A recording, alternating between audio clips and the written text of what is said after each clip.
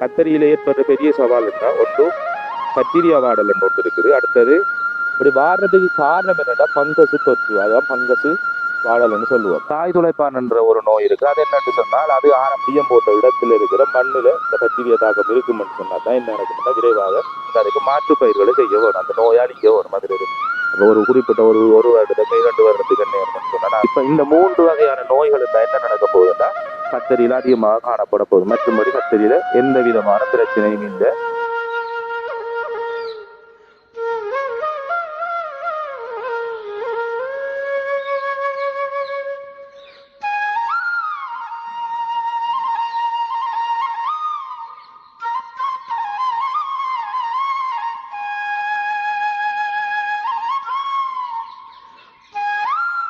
கத்தரியில் ஏற்படுற பெரிய சவால் என்றால் ஒன்று பக்டீரியா வாடல் என்று ஒன்று இருக்குது. அடுத்தது பங்கசு வாடல் என்று சொல்லி அடுத்தது ஒன்று இருக்குது. பக்டீரியா வாடல் என்றது எங்கே வரும் சொன்னால் நாற்று மேடையில் கண்டு இருக்கிற சந்தர்ப்பத்தில்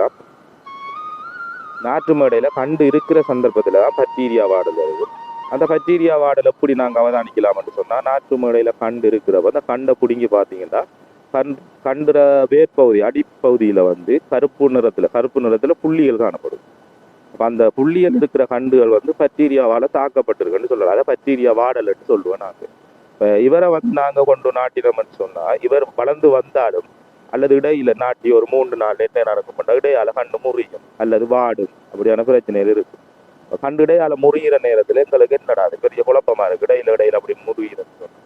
அப்போ அதுக்கு காரணம் என்னன்னு சொன்னால் இதுதான் அந்த பக்டீரியாவோட தாக்கம். இந்த பக்டீரியாவோட தாக்கம் வார நேரம் கண்டுகள தண்டு பகுதி என்ன செய்யும், அந்த தண்டை சுத்தி இருக்கிற அந்த தோல் பகுதி உலர்ந்து போய் அப்படியே கரீனமாய் மாறி தண்டா இடையால தண்டு உடைகிற மாதிரி தான் இருக்கு. அப்போ நாங்கள் என்ன எதுவும் பயிரை வெட்டுதோன்றான்னு நினைக்கிறது. ஆனால் அதில் பக்டீரியாவோட வாடல் வார நேரத்தில் அந்த தாக்கம் பகுதி இதை நீங்கள் இலவு அவதானிக்கிறேன்னு சொன்னால் தண்டு அடிப்பகுதியில் வந்து கருப்பு நிறத்தில் புள்ளியல் காணப்படும். இது வந்து வித்துக்களோட வார இதில் நாற்று மாடு, அதாவது நாங்கள் மதியம் போட்ட இடத்துல இருக்கிற மண்ணில் இந்த பக்டீரியா தாக்கம் இருக்குமென்னு சொன்னால் தான் என்ன நடக்குதுன்னா விரைவாக பரவக்கூடிய தன்மை இருக்குது. அது எல்லா நாட்டிலையும் காணப்படும். நாங்கள் அந்த நாட்டை திரும்ப நாட்டுறது பொருத்தம் இல்லை. அப்படி சில கண்டுகள் தப்பி தவறி என்ன நடக்குதுன்னு சொன்னால் வளர்ந்து வரும். இடைய உடைஞ்சாலும் நாங்கள் அதை உடையாத வகையில் ஏதோ ஒரு வழி பண்ணி அந்த கண்டை வளர்த்தெடுத்தாலும் நாங்கள் கண்டு வளர்ந்து வர்ற சந்தர்ப்பத்தில் நாங்கள் தண்ணியை வந்து கொடுக்குற நேரத்திலையோ அல்லது காத்தடிக்கிற நேரத்திலையோ அல்லது கத்தரிக்காயில் ஆயிர நேரத்திலையோ என்ன நடக்கும் கண்டு உடைஞ்சி பழுதா போய் கண்டு இல்லாமல் போகும். அப்போ அப்படியான நாட்டுகள் எங்களுக்கு நாட்டுறதுக்கு பொருத்தம் இல்லாத நாட்டுக்கு. அப்போ நாட்டுகளை நடுகை செய்ய போல இருக்கு. கன்ற அடிப்பகுதியில் இப்படியான கருப்பு நிறத்திலான புள்ளிகள் இருக்கான்னு பார்த்து நாட்டினீங்கன்னு சொன்னால் கண்டுகளை வந்து ஆரோக்கியமான கண்டுகளானாங்க நாட்டிக்கொள்ளலாம். அப்படி கருப்பு நிறத்திலான புள்ளிகள் கொண்ட கண்டுகளை நாட்டினீங்கன்னா கட்டாயமாக வந்து கண்டுகள் நாங்கள் நாட்டு நிலத்துல வந்து இறந்து போவோம். அது ஒருத்தருக்கு பொருத்தம் இல்லாமல் இருக்கும். இப்போ இதுக்கு காரணம் வந்து நாட்டு மேடையில் நாங்கள் மரியம் போகிற இடத்துல அந்த மண்ணில் இருக்கிற பக்டீரியா தொற்றுன்னா சொல்ல வேணும். இதை கட்டுப்படுத்த வேணும்னு சொன்னால் நாங்கள் நாட்டு மேடையை போடுற இடத்துல அந்த இடத்தை நாங்கள் சுத்தமாக வச்சுருக்கோம். அதுக்காக வந்து என்ன செய்யலாம்னா பங்கசு நாசினிகளை வந்து கடையில் இருந்து வாங்கி விசிறலாம். அல்லது நாங்கள் என்ன செய்யலாம்னு சொன்னால் இதை கட்டுப்படுத்துறதுக்காக வேண்டி நாங்கள் என்ன செய்யணும்னா நாட்டு மேடை போடுற இடத்த வந்து தொற்று நீக்கம் செய்ய வேணும். அதுக்காக நாங்கள் பங்கசு நாசினிகளை போடலாம். அதே நேரம் மண்ணை தொற்று நீக்கம் செய்யறேன்னு சொல்ல போல நாங்கள் நாட்டு மேடை தொற்று நீக்கம் செய்கிற முறைகள் இருக்குது. அதை நான் பிறகு ஒரு தர சொல்லித்தரேன். அப்போ நாட்டு மேடைகளை தொற்று நீக்கிறது அல்லது அந்த இடத்த விட்டுட்டு வேறு இடத்தை நாங்கள் பயன்படுத்துறது அப்படியான முறையில் கையாண்டோம்னு சொன்னோம்னா வார நாட்டுகளை நாங்கள் கத்தரி நாட்டுகளை பெற்றுக்கொள்ள நேரம் கண்டுகளை பெற்றுக்கொள்ள நேரம் ஆரோக்கியமான கண்டுகளை பெற்றுக்கொள்ளலாம். இப்போ அடுத்த பிரச்சனை என்னன்னு சொன்னால் கத்தரி நாட்டுறதுல அடுத்த பிரச்சனை கத்தரியில நாட்டி வந்தாச்சு ஒரு 2 தடவை 3 தடவை காயாச்சிட்டு போகல இடையால கட்டுகள் வாடி போகும். இப்படி வாடுறதுக்கு காரணம் என்னன்னா பங்கசு தொற்று, அதுதான் பங்கசு வாடல்னு சொல்லுவோம். அந்த பங்கசு தொற்றுன்னு சொன்னால் எப்படி இருக்குமென்றால் நீங்கள் கண்டை பிடுங்கி பார்த்தீங்களா கண்டுல ஆணி வேர்ல கருத்து போன மாதிரி இருக்கும். கண்டு ஆணி வேர் வந்து அழுகி அல்லது கருத்து சுற்றி போன மாதிரி அப்படி தெரியும். அப்போ அதே நேரம் கண்டுன்ற வேர் பகுதிக்கு மேலே மண்மட்டத்தில் இருக்கிற அந்த கண்டு பகுதியை பார்த்தீங்கன்னா பூஞ்சனம் பிடிச்ச மாதிரி இருக்கும். அந்த பூஞ்சனம் பங்கசு வகையை சேர்ந்தது. இதை நாங்கள் கட்டுப்படுத்துகிற கடினம். இது இப்போ நாங்கள் செய்கிற தோட்டத்தில் வருமென்று சொன்னால் எங்களுக்கு இதை கட்டுப்படுத்த முடியாது. இதுக்கு நாங்கள் பங்கசு நாசினி பயன்படுத்துவோம். ஆனாலும் அது கட்டுப்படுத்த முடியாது. எந்த பங்கசு நாசினியை பயன்படுத்தினாலும் நாங்கள் கட்டுப்படுத்த முடியாது. அதே நேரம் இன்னொரு பிரச்சனை என்னன்னு சொன்னால் இந்த வாடல் வார நேரத்தில் நாங்கள் எதிர்பார்த்த விளைச்சல் எங்களுக்கு கிடைக்காது.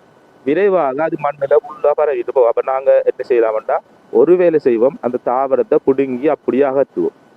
இந்த தாவரத்தை பிடுங்கி அப்படி அகற்றுற நேரம் அந்த மண் கீழே சிந்துமாக இருந்தால் அந்த இடத்தை விட்டும் வேறு இடங்கள்ல அந்த நோய் விரைவாக பரவும். அப்போ நாங்கள் பிடுங்கி அகற்றியும் எங்களுக்கு பிரயோசனம் இல்லை, அதை அப்படியே வச்சும் பிரயோசனம் இல்லை. தண்ணி அடிக்கிற நேரத்தில் நாங்கள் அது அந்த இடத்தால கழுவுப்பட்டு போகிற நேரம் அந்த பாக்டீரியாக்கள் ஏனைய தாவரங்களுக்கும் பரவும். அதை நாங்கள் கட்டுப்படுத்துறது கடினம் என்று தான் சொல்ல வேணும். ஏன்னு சொன்னால் கடையில் வந்து நாங்கள் எண்ணெய்களை வாங்கி இதுக்கு பிரயோகிப்போம். ஒரு சில எண்ணெய்களுக்கு கட்டுப்படுவோம்.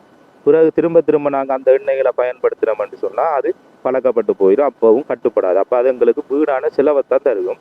அப்போ எங்களுக்கு அது கட்டுப்படுத்துகிற கடினமாக இருக்குது. அப்படியான சந்தர்ப்பத்தில் எங்களுக்கு அதை அந்த நோயை அழிக்க முடியாமல் போகும். சில பேர் பார்த்தீங்கன்னு சொன்னால் ஆரம்பத்தில் செய்தப்போ இந்த நோய் இல்லை, இடையில தான் வந்துட்டு எடுக்கணும். அது இடையில வரக்கூடிய சந்தர்ப்பம் இருக்குது. எப்படி இருக்குன்னா காற்றால கூட விரைவாக பரம்பி வரும். இப்போ உதாரணத்துக்கு நாங்கள் வண்டி எடுத்தோம்னு சொன்னால் வண்டியில இலையில மஞ்சள் நிறத்தில் வரும் ஒரு நோய் ஒன்று, அதை இலைச்சித்திர வடிவ நோய் என்று நாங்கள் சொல்லுவோம்.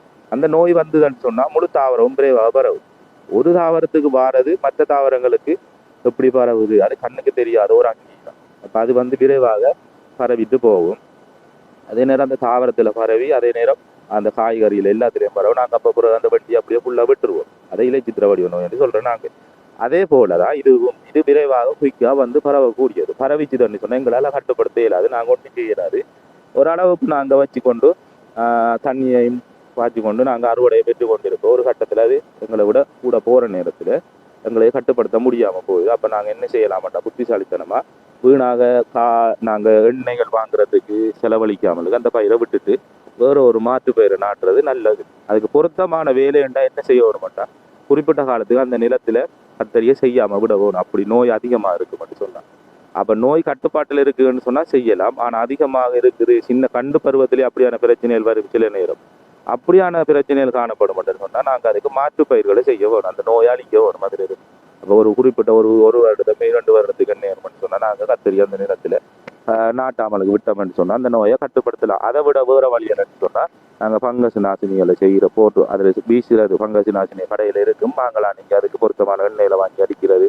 கண்டிப்பாக வந்து அதில் வாங்கி அடித்து கட்டுப்படுமான்னு கேட்டால் கட்டுப்படாது. ஏன்னு சொன்னால் அது இப்போ இருக்கிற சூழலுக்கு பழக்கப்பட்டு அந்த நோய்கள் வந்து பழக்கப்பட்டு அதால் அதை அழிக்கிறது கஷ்டம். ஆரம்ப காலங்களில் அந்த நோய் தாக்கங்கள் இல்லாத வந்து ஒரு பிரச்சனையும் இல்லை. அப்போ நாங்கள் அதை கட்டுப்படுத்துறதுக்கு எண்ணெயில் வாங்கி வீசலாம். அது மட்டும் இல்லாமல் பயிர் செய்கிற இடத்தை வந்து தொற்று நீக்கல் செய்யலாம்.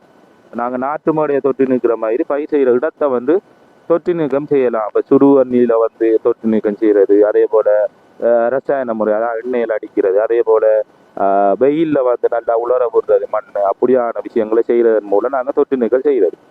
அப்போ உலர விடுறதுக்கெல்லாம் நாங்கள் செலவழிக்க தேவையில்ல, திரும்ப திரும்ப உழவி மண்ணை வெயிலில் காய போடுறது. அப்போ இது உடனே சரி வராது. ஒரு குறிப்பிட்ட காலத்துக்கு நாங்கள் உழவி எண்ணெய் ஒரு மண்ணை காய போட்டுட்டு வந்தோம்னா நோயை அழிக்கலாம்.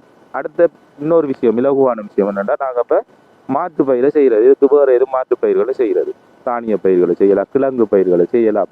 அப்படி மாற்று பயிர்களை செய்யக்கூட நாங்கள் அந்த மண்ணில் இருந்து அந்த கிருமி அழிக்கப்படுவோம். பிறகு நாங்கள் ஒரு குறிப்பிட்ட காலத்துக்கு பிறகு திரும்ப கத்தரியை செய்ய பண்ணலாம். அப்போ நோய் அதிகரிக்கிற உச்ச கட்டத்தில் சரியானே. அப்போ இப்படியான பிரச்சனைகள் வார நேரம் தான் இந்த உற்பத்தி என்ன நடக்க போகுதுன்னா குறைய போகுது. அப்போ பாரிய அச்சுறுத்தல், கத்தரி செய்கிற ஒரு பிரச்சனையும் இல்லை, வார பாரிய அச்சுறுத்தல்னு சொன்னால் இந்த 2 வகையான நோய். அடுத்தது காய் துளைப்பாண்ட தாக்கம். காய் துளைப்பான்ன்ற ஒரு நோய் இருக்குது. அது என்னன்னு சொன்னால் அது ஆரம்பத்தில் வராது. நாங்கள் காய்கள் காய்க்கிற நேரத்தில் தான் இந்த காய் துளைப்பான் வருகும். இந்த காய் துளைப்பான் என்ன நடக்கும்னு சொன்னால் காய்களை ஓட்ட துளைச்சி அதுக்குள்ளே முட்டையில வச்சுட்டு புழுக்களாக வார நேரம் உள்ள அந்த முட்டையில் எண்ணெயும் அங்கே குஞ்சுகளாக மாறுற நேரம், அதில் இனத்தை பெருக்கிற நேரம், குஞ்சுகளாக மாறுற நேரம், அதுக்கு தேவையான சாப்பாட்டை பெற்றுக்கொள்றதுக்காக வேண்டி என்ன செய்ய மாட்டேன்னு சொன்னால் உள்ளுக்குள்ள இருக்கிற காயை சாப்பிட தொடங்கும்.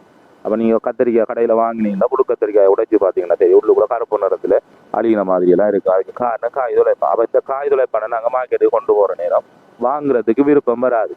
ஆக்கள் அப்போ வாங்குறவங்களுக்கு அது விருப்பம் வராது.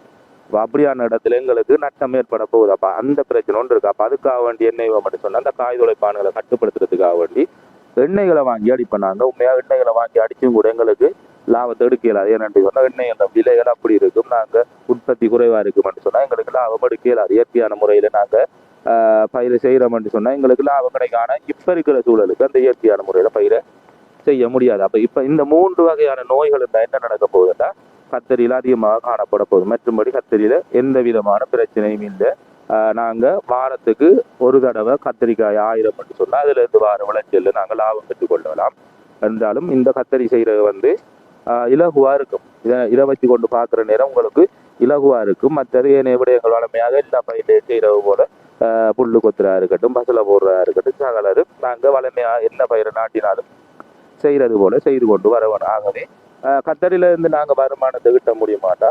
ஈட்ட முடியும்.